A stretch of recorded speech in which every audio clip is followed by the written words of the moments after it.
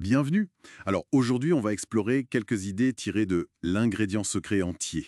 C'est une source qui propose une sorte d'architecture pour une vie plus riche, avec cette image d'un temple grec personnel. Oui, un temple à construire soi-même. Exactement. Et on va s'attarder sur les fondations et les premiers piliers.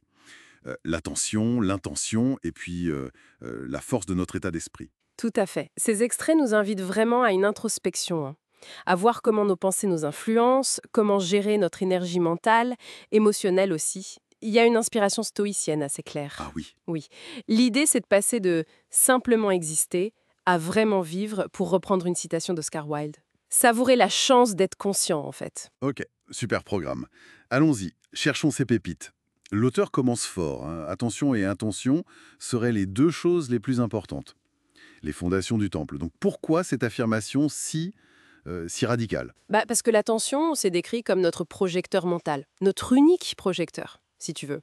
Et aujourd'hui, il est sollicité de partout. Les notifications, les écrans. Voilà, les chiffres sur la baisse du temps d'attention, ils sont assez parlants. Et l'idée clé, c'est que ce sur quoi on porte notre attention, eh bien, ça grandit, ça prend forme dans notre réalité. Mhm. Ce qu'on n'éclaire pas avec notre attention, ça n'existe pas pour nous, même si c'est objectivement important. Du coup, sans maîtriser un peu ce projecteur, la vie perd de sa substance, quoi. D'accord. Et l'intention alors? L'intention, c'est le pourquoi derrière le projecteur. C'est ajouter de la conscience à nos actions. Sans intention claire, on est en pilote automatique. On subit plus qu'on ne choisit. Exactement. On risque de faire des choix qui ne sont pas alignés avec nos valeurs profondes. L'intention, c'est diriger consciemment ce fameux projecteur. Ok, donc la première étape, c'est de reprendre le contrôle de ce projecteur.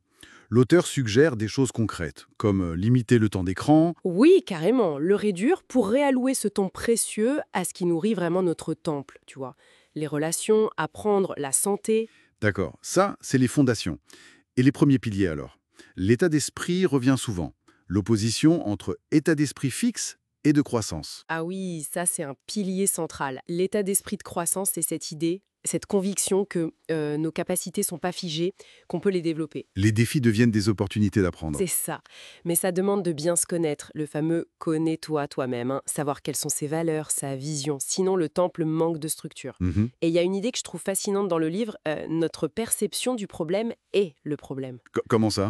C'est pas l'événement en soi, une critique, un échec qui nous fait souffrir. C'est l'histoire qu'on se raconte dessus, l'interprétation qu'on en fait. Ah oui, d'accord. Si on change l'histoire, on change l'expérience. C'est puissant, non? Oui, c'est puissant, mais peut-être difficile à mettre en œuvre quand on est vraiment dans le dur.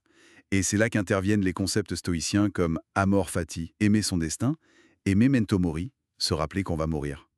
Comment ça aide concrètement? Alors, Memento Mori, c'est un peu un coup de fouet, hein. Un rappel à l'urgence de vivre pleinement, sans perdre de temps dans des futilités.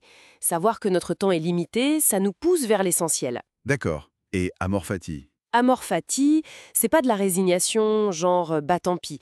C'est une acceptation active de ce qui est, pour ensuite agir là où on a du pouvoir, sur nous-mêmes, nos réactions, nos choix. Plutôt que de pester contre le vent, on ajuste les voiles. Exactement. Accepter ce qui est arrivé, même si c'est dur, ça libère une énergie folle pour construire la suite. C'est vraiment prendre la responsabilité de sa vie, quoi. Ok, je vois. Donc, fondation, attention, attention. Pilier, état d'esprit, perception, acceptation. Mais savoir tout ça, c'est une chose. L'auteur dit bien qu'on change souvent seulement quand la douleur devient insupportable. Mhm. Comment on passe à l'action pour de vrai? C'est là qu'il parle de l'enseignabilité. C'est notre capacité, notre volonté réelle d'apprendre et surtout d'appliquer. D'être ouvert au changement, en gros. C'est ça. Être prêt à remettre en question ses vieilles croyances et à tester de nouvelles idées. Et ça implique aussi de bien choisir qui on écoute, hein, privilégier ceux qui ont déjà les résultats qu'on vise. Et il y a aussi cette notion cruciale du pourquoi, la raison profonde derrière tout ça. Ah oui, fondamental. Sans ce pourquoi personnel, cette motivation intrinsèque, la persévérance face aux obstacles que l'auteur voit juste comme des symptômes d'ailleurs, elle tient pas longtemps. C'est le ciment du temple, en quelque sorte. Tout à fait. C'est ce qui nous fait tenir quand changer fait plus mal que de rester immobile. Bon, si on essaie de résumer tout ça, on commence par maîtriser son attention et clarifier ses intentions, les fondations, puis on construit des piliers, un état d'esprit de croissance, on choisit notre regard sur les choses, on accepte la réalité avec amour fati, Et on lie le tout par l'action, guidé par notre pourquoi et cette volonté d'apprendre. C'est ça? C'est une excellente synthèse, oui.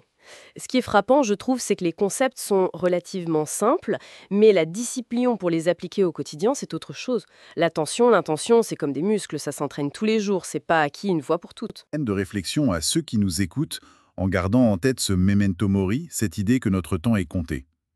Quelle toute petite action ou quel micro-ajustement de perspective tiré de tout ça, on pourrait essayer, là, dès aujourd'hui, pour mettre un peu plus de sens et de présence dans la construction de notre propre temple intérieur.